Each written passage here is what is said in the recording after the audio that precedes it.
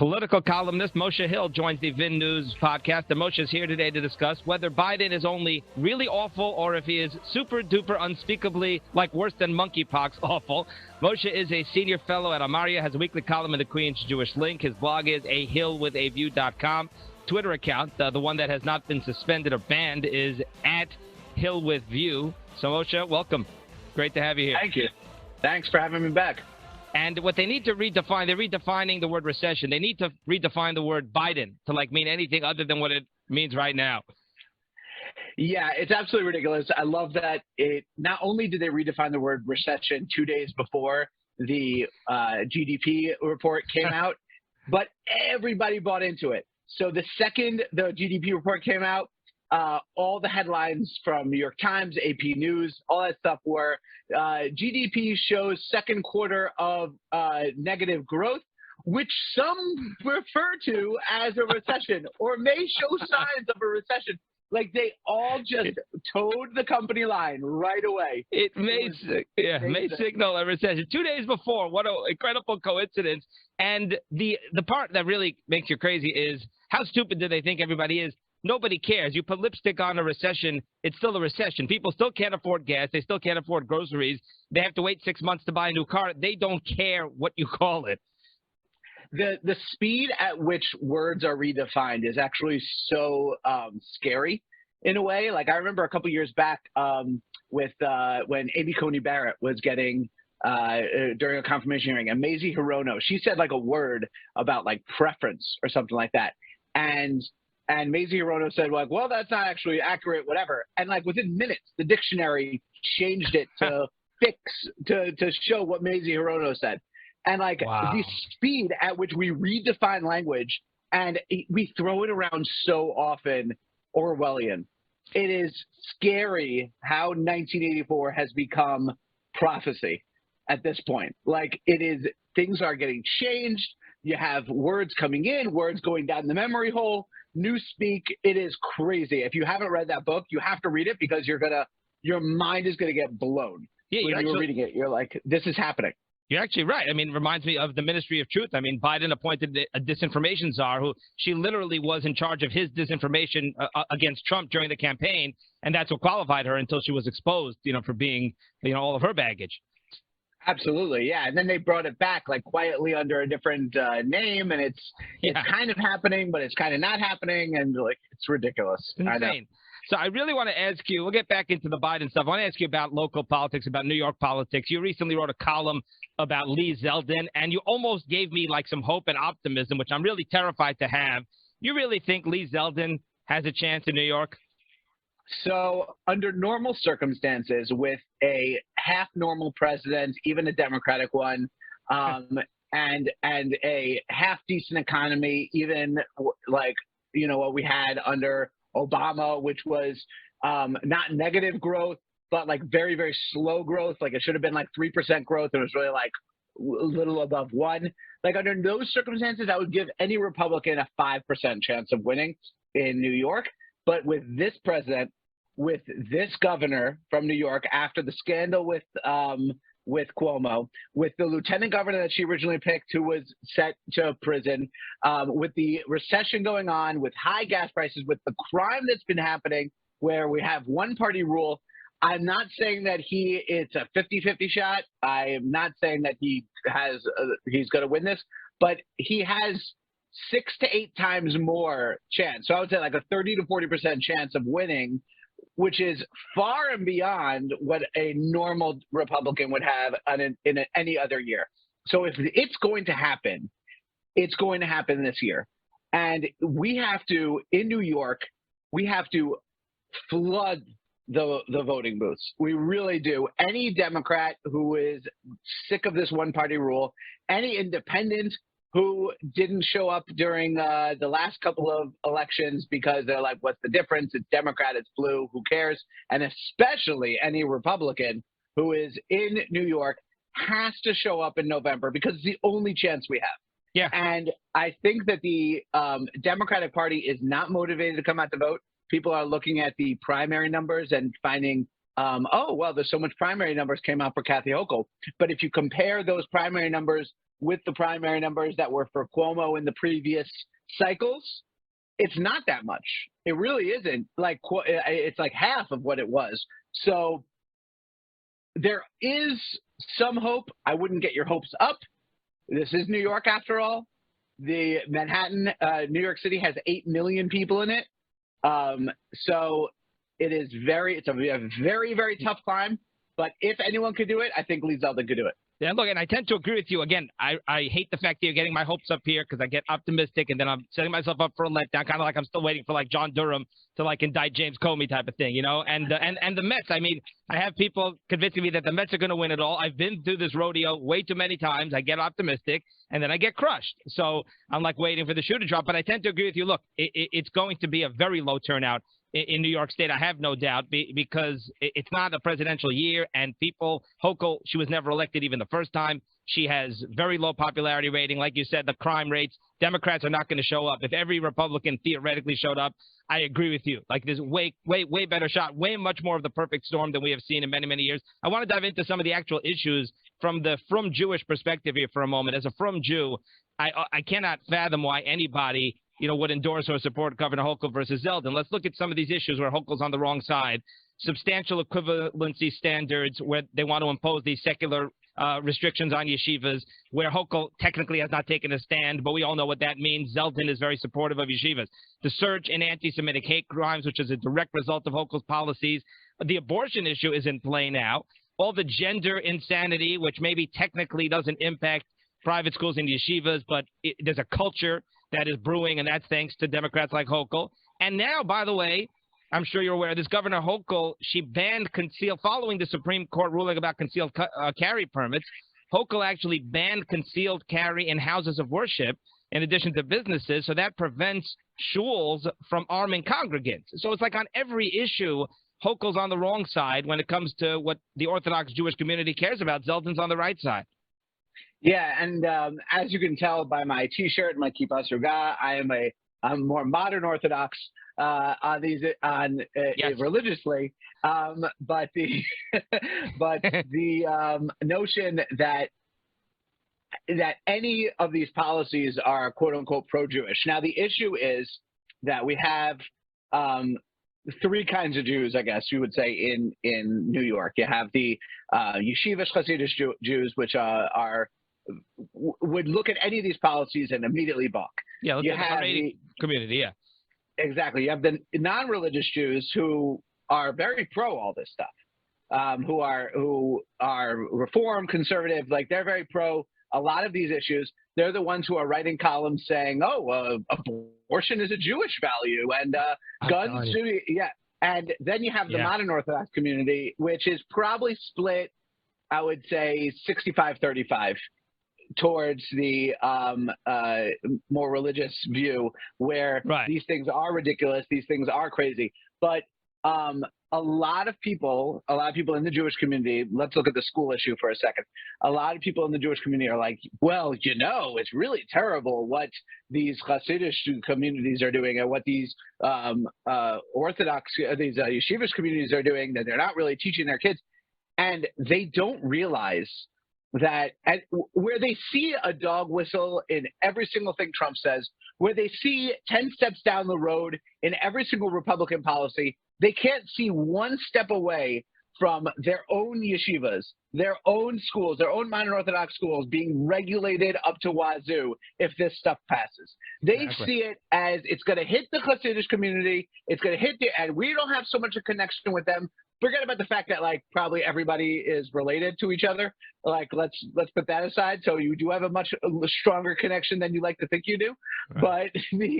But there's so many people in the modern Orthodox, conservative, reform community who are like, well, it's going to happen to them. It's not going to happen to me. But you think it's not going to happen to the Solomon Schechters or the Hafters or the Hanks or all the modern Orthodox schools that are in New York State? It will. All right. They're just going after the low hanging fruit. The next step is saying, well, you need to have twice as much secular curriculum as you do religious curriculum. And then so now instead of going till 6 p.m., you're going to have kids going till 9 p.m. Like, it's going to happen. It's not it's not even that far off. It's a great point. That's the naivete, is the so-called moderates who, well, we'll be open to them interfering and them restricting this, but, you know, it won't lead to anything more. Like, once you let the government in, once you give them that, you know, allow them to invade, then they don't, like, discriminate. They step into everything. This is always the fear of mine when it comes to government funding of yeshivas, parochial schools, private schools, charter schools, is I desperately want the money to get out of the public school system, follow the student, school choice for all. But at the same time, I'm terribly nervous about getting the government grips in our schools. So I'm actually of two minds when it comes to that particular issue. But granted, if I'm paying 70% of my property taxes to the public school system and then paying another $10,000 per child on top of that, that's also untenable. So we have a lot of issues in the Jewish community. And the fact that New York State is the governance as it stands now is a huge part of those issues, is untenable. We cannot have that keep going forward. So we need to have a change in leadership. We need to have people who understand the needs of the Jewish community, but will not destroy the Jewish community, will not destroy the religious freedom we have. And at this point, the only party in the country that's doing that is the GOP. Exactly. Now, let's shift gears a little bit back to Biden. What are your thoughts on President Biden's recent trip to the Middle East and his notorious fist bump with MBS? Oh, that and in general, hilarious. The trip, by the way. So the trip was, I wrote a column basically saying he didn't break anything, but he didn't fix anything. Like the idea that it was a waste of time. Let's just call it that. But I would love, when it comes to the fist bump, I love to be in the room when because I don't know if you know the background story of this. For weeks they were talking about, well, we cannot have Biden shake anyone's hand because of COVID. No handshaking, but really it wasn't about COVID. It was about they didn't want to show him handshaking with MBS, Mohammed bin Salman. So that was what they were going for weeks. The second Biden gets off that plane in Israel, he starts shaking everyone's hands. He's shaking hands of Holocaust survivors who are like 100 years old. And so he's shaking everyone's hands. So then the comms team probably had to get back together and be like, oh my God, what are we going to do now? We have to what are we going to do? He can't not shake his hand because that would be too embarrassing. He can't shake his hand because it would be too familiar. Oh, here we go. We'll split the baby. We're going to do a fist bump. But they're so stupid, they didn't realize that a fist bump is so much more of a friendly gesture than a handshake. Like, why not just do like a high five going into a windmill like Top Gun? Like, why don't you go full? Why don't you just have like an elaborate 30-step handshake like in the MLB? Like, it was so dumb. So that was just a failure of epic proportions. But which kind of sums up the entire Biden administration, a failure of epic proportions. Everything they do is just an epic failure. But in terms of actual policy, when it comes to what came out of that trip, Biden is stuck in the past. Biden is stuck in the 1990s when it comes to policy with Israel. He's pushing Oslo-era policies, which no one in Israel cares about, and none of the Palestinian people want. Like, they were offered these policies. They were offered the two-state solution. They were offered all these things, and they rejected it in the 90s. They signed something, but then the decade that followed Oslo had more terrorism than the decade that preceded Oslo. They were offered it again in the 2000s. They started the Second Intifada. They offered it again in 2008, I believe. They rejected it without a counteroffer. Nobody wants this. Biden is stuck in the wrong decade. And for all of Trump's blathering about he created the deal of the century, what he actually did was create peace in the Middle East. And Biden, in a year and a half, has done everything he could to ruin that. But he hasn't ruined it yet. It's almost completely on fire, but it's not on fire yet. Yeah, it's a great point. I mean, it's like literally for the last 40 years, I have heard politicians talk about the two-state solution on both sides. 40 years, the two-state solution. The two-state, they say it with a straight face, as though, like, we don't wake up and say, it's been 40 years. There's no two-state solution happening. You guys are just, everyone's just fighting. They're just in a war zone. So Trump wakes up and says, wait a second, let's actually look at the facts on the ground. Exactly what you just said. there are no two states. There's like one really big state, and then there's like a sliver over here of Palestinian land, and we'll gladly give that to them. Meanwhile, we'll like make peace between Israel and like all the countries that actually matter, Israel and Bahrain and the UAE and the Saudis, whether it's official or not. Everybody knows the Israelis and the Saudis have major diplomatic relations going on.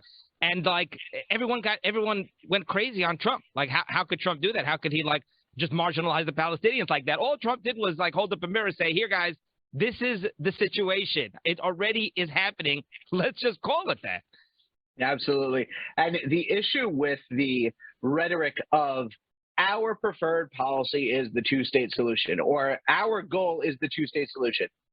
The problem with that is that it basically allows for all the bad action from the Fatah, from Hamas, from Hezbollah, from all these terrorist organizations that run the Palestinian people. And it says to them, you can do whatever you want because we want to reward you with a state. That's what we want. We want you to have a state. So whatever you want to do until you come to the negotiating table to give you a state, just do whatever you want. It's a ridiculous position to start from because you're starting from a position where you're giving everything away. You have to start from a position of strength. Everyone in Israel has realized this. That's why a left-wing party does not exist in Israel at this point. 80% of Knesset is right to center right on the issue of what to do with the Palestinian Authority, and it's never going to change. The only reason why there is so many elections was because Benjamin Netanyahu is himself an unpopular figure in Israeli politics because he's made a lot of enemies. But in terms of foreign policy, it actually is everyone's on the same page. All right. Now, the Biden administration, as we've said, as everybody knows, no secret, is a train wreck. I mean, even the mainstream media right now is throwing Biden under the bus. They would kill for him to not run again, to announce that he's not running again in 2024. I don't think he's going to run again, but they want it to be official. And a recent poll, I mean, this is a huge embarrassment. Recent poll in New Hampshire among Democrat voters, Biden got 16%. I'm sure you saw this. Came in second. I cannot remember ever an incumbent president coming in second in any poll. Second, and by the way, he didn't come in second to Gavin Newsom, who to me, I can't stand Newsom, but he's a respectable candidate. He came in second to Pete Buttigieg. Pete Buttigieg, is a walking embarrassment and has been a disaster. Even his own policies, transportation secretary, I mean, with the supply chain, Buttigieg is an abject failure, and he beat Biden. So I'm curious to hear your thoughts about all of that. And I also want to add, and I'm curious your thoughts about this. Biden, I don't believe it's just incompetence. You look at every single policy as a failure, the economy, the border, Afghanistan, we can go through it all. And that's really hard to do. Like, I don't think that could just happen by accident. Oh, absolutely. So about that poll was hilarious. So when I saw that, I was scrolling through Twitter and I noticed it. And it was the funniest thing in the world because it wasn't just Buttigieg with 17%, Biden was 16%, but AOC was right under Kamala Harris. Kamala Harris was seventh on the list, sixth or seventh on that list. She was at 6%. Like, she's a sitting vice president of the United States. Hello. Even if you say, listen, Biden's too old, you usually go to this. But AOC is right there. She'd be crazy not to run. There's no reason for AOC to not run in 2024. Biden ran in 1988 and 2008, before he eventually won in 2020. So there's nothing stopping her from just running 20 times and eventually becoming president. Really, there isn't. It's only going to get crazier. Bernie Sanders was high on that list. Elizabeth Warren was high on that list. You just have socialists leading the Democratic Party, or people who take off 2 months for paternity leave when his husband, nobody gave birth. So in the middle of a supply chain crisis, that's your number one. That's your number one. It's absolutely hilarious. I love that list. It cracked me up. Yeah. And the best though was Cory Booker was dead last. Cory Booker can't buy a vote in New Hampshire. He can't. And it's funny. I'm not a fan of his policies. He's actually a more decent candidate than a lot of the others who get ahead. Just shows you that there's no rhyme or reason. He was solid when he was in I think it was mayor of Newark. Yeah, mayor of Newark. Yeah. When he was mayor of Newark, he was much more solid. Then when he went into the U.S. Senate, he got crazier and crazier. He did get crazy. That's true. when he called himself Spartacus or something like that, he said, "I am Spartacus," in a judicial hearing. It was just amazing. But and then you had the second part of the question. I don't remember because I'm laughing at that poll. So yeah, the fact that it like I don't believe really cracked me up.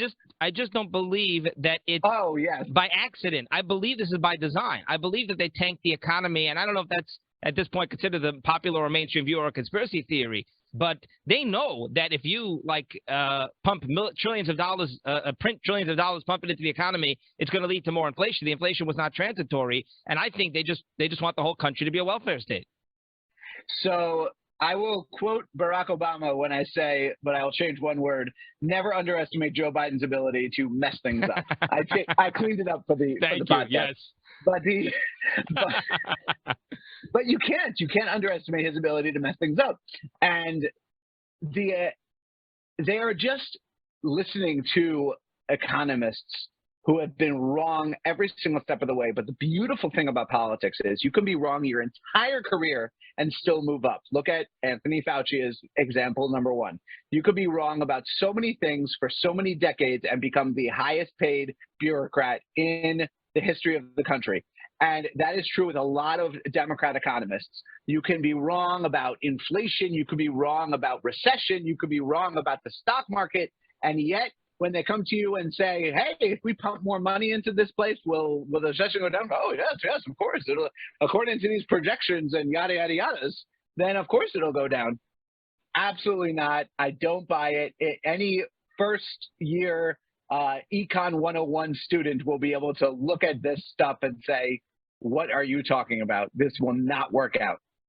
But you have the crisis of the expertise who just sit in their ivory tower and fill out the spreadsheets and then say, this must have worked out. Why didn't it work out? It must be their fault. Give us more power.